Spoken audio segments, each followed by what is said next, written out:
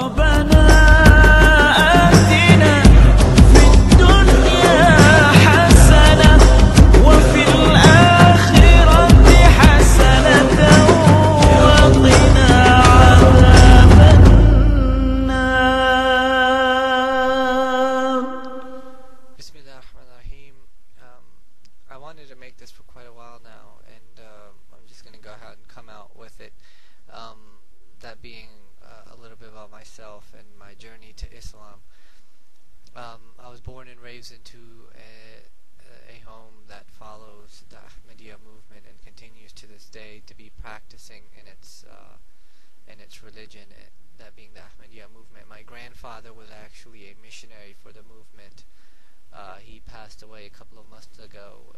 He was definitely an inspiration in my life, and not only was I expected to become, but I actually wanted to become a missionary, a muballigh, a murabbi for the Ahmadiyya movement, just like my grandfather. And I'd actually aspired to become one early in my life.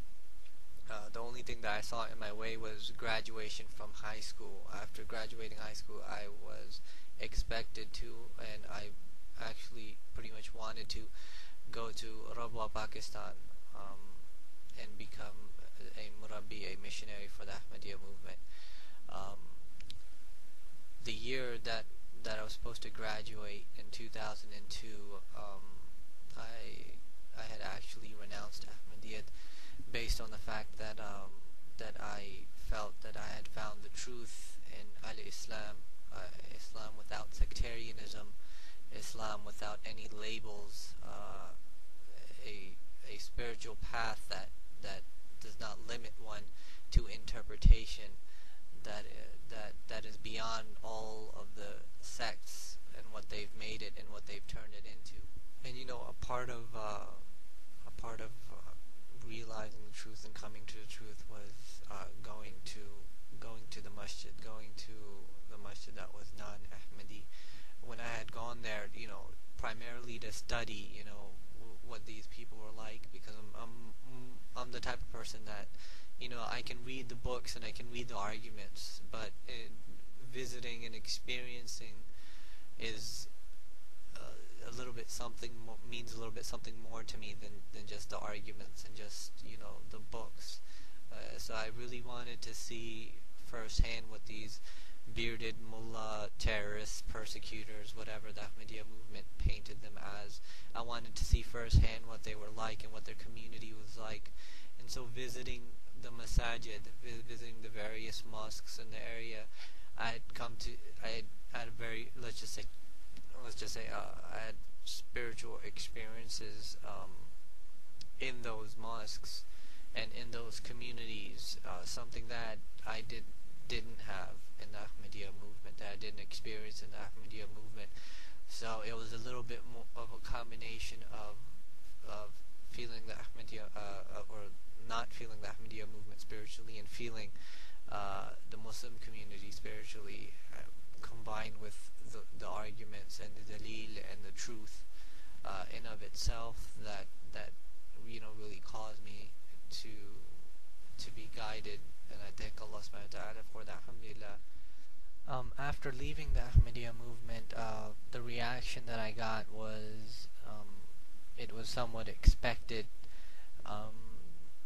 but it was a little bit overburdening for me. I mean, mind you, I was only 17 years old at the time when I had left the Ahmadiyya movement. I'm 23 now, but I was 17 then, and when I said that I've renounced the Ahmadiyya movement, the reaction from family members and from friends of the family was not pretty. I had family members come to my house and really put me down, and it got to the extent where my parents were talking about kicking me out of the house.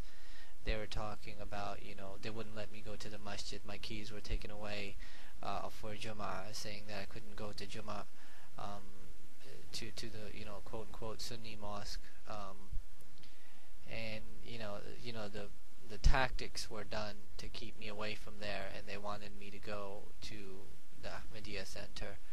And for me, I just couldn't do that at first. I just couldn't be forced to say that I'm something when I'm not by my heart, and I don't believe it to be the truth. And so what ended up happening was that I was void of religious practice for a while. I tried to keep my iman up, but not being able to express myself openly and be able to express my, who I am and what my beliefs are and what my religion is.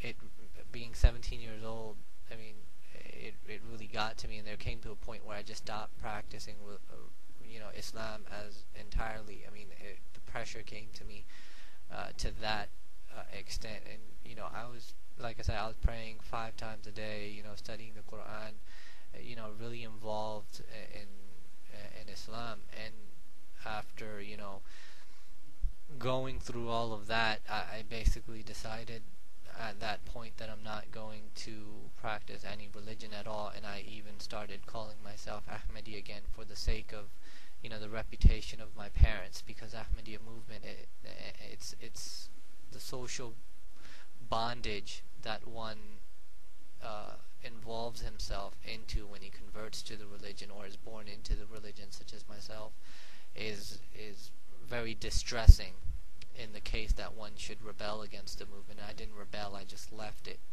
and I guess that was something that the family and friends of the family disapproved of. So I mean, after stopping my religious practice, and I seek forgiveness from Allah subhanahu wa ta'ala for that time period. It was for at least 2 or 3 years, unfortunately, where I had given up practicing religion, and I had pursued a lifestyle that that really didn't care about religion and really didn't care about Allah subhanahu wa ta'ala.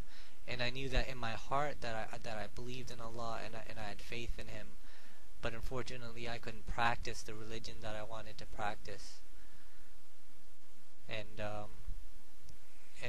that was why I lowered myself to just following my desires and just living the American lifestyle. That was more comfortable than the stress of seeing my parents have to cry, and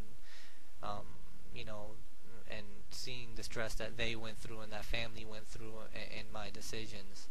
So after all of that, I just pretty much decided that I'm not going to do it anymore. I'm not going to hurt my parents. And unfortunately, even if I tried practicing Islam just individually, but I just lost all spirituality in me, because I didn't know where to go from there. So for those 3 years, I ended up becoming, unfortunately, a person who did things that were un-Islamic. But there came to a point when I was when I was going to college, and I said that I can't do this anymore. This is not me. This is not who I was, and this is not who I am. And I was going to school, which was a Friday morning, and I decided to turn the car around and skip class that day, and I went back to the masjid because I knew that it was the only place that I could go where I could be guided, back to being a muttaqi person that I wanted to be, and that I should be. And the struggle just continues from there. I don't claim to be an infallible person. I've continued to make mistakes, but I strive to become a better person. And the dawah that I give isn't about me. It's not a personal vendetta that I have against the Ahmadiyya movement. It's not something like I want to prove that I'm someone of a great caliber or something like that. It's not about that at all. It's to establish the truth.